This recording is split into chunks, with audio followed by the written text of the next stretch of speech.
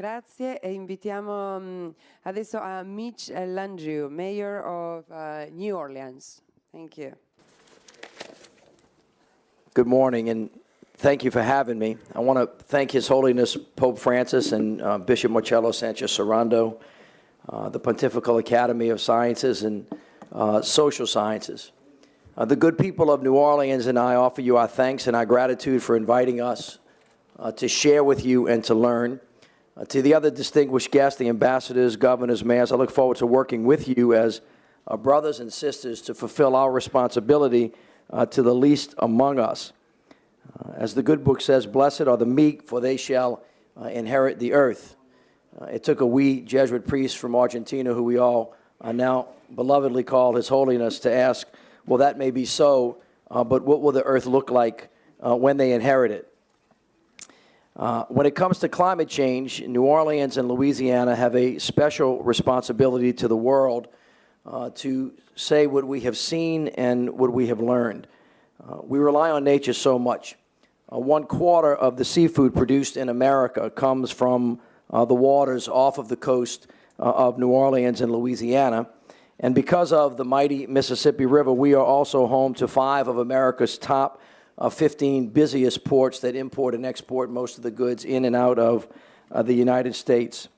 But perhaps most notably, every year Louisiana provides America with more oil and gas than we import from Saudi Arabia.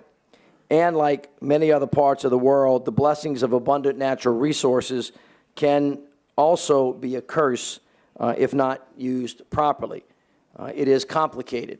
Thousands of Louisiana families rely on jobs to feed their children in the oil and gas industry. One of my first jobs was in a chemical company. But that economic benefit comes at a cost. And the changes that must be made will cause significant economic disruption. Just 5 years ago, we suffered the worst environmental disaster in history when the BP oil rig blew up and in the Gulf of Mexico killed 11 workers. 760 liters of oil spilled directly on the Louisiana coastline, causing tremendous damage. It was devastating. But really, for 100 years, our coast has been slashed and burned for the benefit of American oil consumers. 16,000 kilometers of canals and pipelines are cut through our marshland.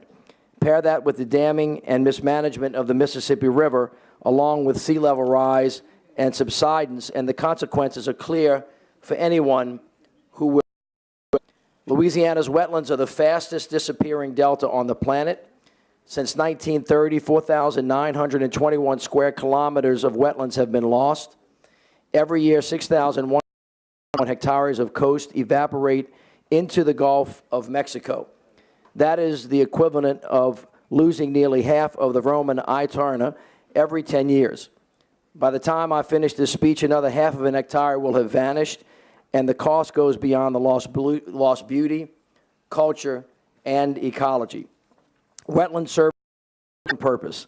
It is the first line of defense against the effects of hurricanes. The miles of marsh and barrier islands are supposed to weaken storms before they hit the populated area.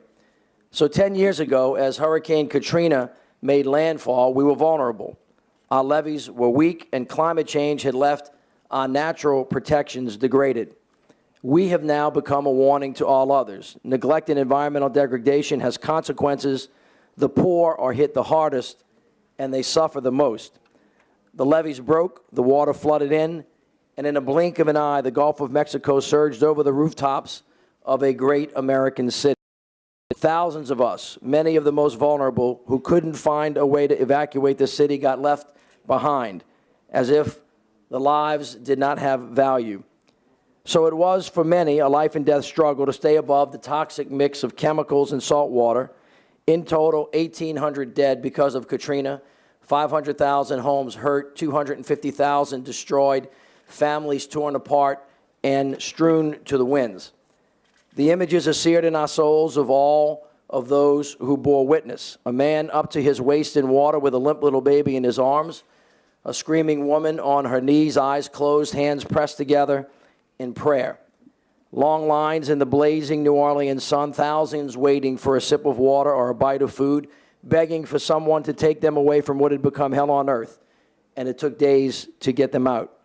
In that moment, you see it all converged. On the streets of America, a veil had been lifted to reveal an ugly and very scary reality.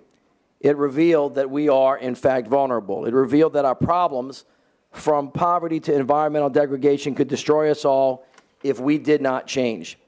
But in the midst of all the death, destruction, something else miraculous happened, something incredible. While our city was shrouded in darkness like never before, we found salvation, light, and hope from the angels among us. And there were so many. These angels were young African-American boys pushing older white men who they would walk across the street from, but not today, looking for water. There was a crying young girl who had lost her mother, holding hands with another woman who she did not know. There was the clergyman from Dallas who navigated around the police barricades to get back in the city and help feed people. There was a navy of small boats from the fishermen buzzing around flooded streets, pulling survivors from the water. The admonition, Lord, who is my neighbor, came to mind at that moment, and today the answer is, it is all of us. Strangers pressed together by circumstance, leaning on each other for comfort and support. Citizens of the world, guided by their faith and their mercy, came to our aid. Ever grateful. With the rising water, differences and divisions were washed away, and together we learned a lesson and a hard truth that so many of us had long forgotten. The value of our lives is not measured by the things we own, not by a house, not by a car, not by the clothes we wear. As long as we have each other in God's grace, we will always have a home. That is what we in New Orleans have learned. But to survive and thrive in this new age, we must do more. After Katrina, the people of New Orleans said that we are not just building the city that we were, we're building the city that we should have been if we would have gotten it right the first time. We're coming back smarter as one of the largest residential solar cities in the United States with high sustainability standards for public buildings like schools and like libraries. Plus, we've spent $5 billion investing in 560 kilometers of reinforced flood protection, including the world's largest storm surge barrier.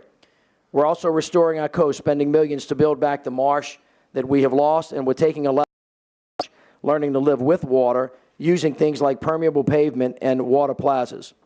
But more needs to be done. In August, as part of our Katrina 10 years later commemoration called Resilient New Orleans, we will showcase our growth, our recovery, and the long-term resilience plan that we have developed over the past 10 years. That is what the future looks like. But being resilient means more than having lots of solar and green building practices. It means more than having levees and wetlands to hold back the wind and the water. To be truly resilient in society means combating other more chronic stresses like poverty, inequality, violence, and racism. It means replacing hatred and disassociation in our world with love and harmony, striking the right balance between human needs and the environment that surrounds us. That can be the foundation of a world worthy of our children's great promise. But it all starts with a single step, a single hand reaching out, one single conversation with someone who you would normally not talk with, someone of a different class, race, group, or religion. Then once we start to bring down the walls that divide us, we will find that really we are all the same. We all want the same thing: peace, prosperity, economic opportunity, and for our kids to have a better life than we do. This moment will define the 21st century, and we cannot afford to fail. The challenge has been laid before us. It will test our resolve, our love for one another, but we have been here before, and we have faced challenges as large and as difficult, and we have overcome. Again and again, our will has been and will be tested, and together with the ever-guiding hand of God, we will find a way, or we will make one. Our Holy Father has reminded us of this quote: "The Lord has invited us to be attentive to the beauty that there is in this world." I would suggest that we take him up on that invitation. Thank you very much, and God bless you.